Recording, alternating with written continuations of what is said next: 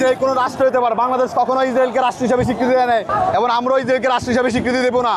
আমি সবার কাছে একটা মেসেজ দিতে চাই যে সবাই সবার অবস্থান থেকে মহান আল্লাহ তাআলার কাছে প্রার্থনা করেন, মহান আল্লাহ তাআলা প্রার্থনা করেন এভাবে যে হে আল্লাহ, যেভাবে তুমি তোমার কাবা শরীফকে আবাবিল পাখি দ্বারা তুমি রক্ষা করেছিলে, এভাবে তুমি আমাদের প্যালেস্টাইনের মুসলমানদেরকে তুমি রক্ষা করো।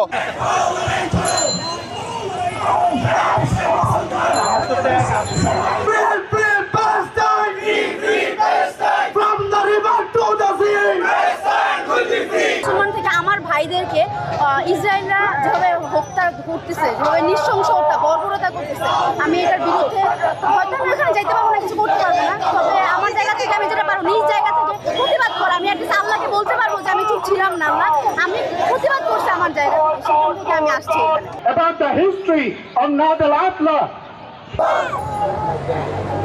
আমার মনে হয় সবার একসাথে সাহায্য করা উচিত, এগিয়ে আসা উচিত এবং তাদের পাশে দাঁড়ানো উচিত। এই পর্যন্ত 63,000-এর মতো মানুষ তারা হত্যা করেছে টোটালি, এর মধ্যে 1/3 হচ্ছে শিশু।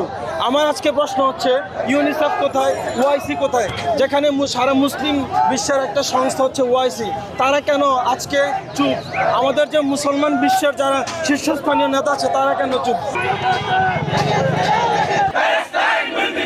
সরকারের কাছে আমরা আহ্বান জানাবো যেন এই সরকার একটি অফিসিয়াল স্টেটমেন্ট এই গাজায় হত্যাকাণ্ডের কারণে যেন তিনি অন্ততপক্ষে নিন্দা জানিয়ে দেন, তেমনটি আমরা আহ্বান করছি। একই সাথে আমাদের যে চলমান কর্মসূচি আজকে নো ওয়ার্ক নো স্কুল কর্মসূচি আজকে কিন্তু সারা বাংলাদেশে স্বতঃস্ফূর্তভাবে পালন হচ্ছে।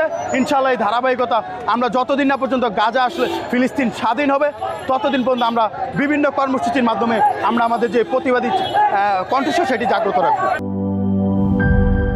মাঠের অলরাউন্ডার আমি, আর ঘরের allrounder Tilex. Tilex toilet cleaner, clean মানেই টাইলক্স।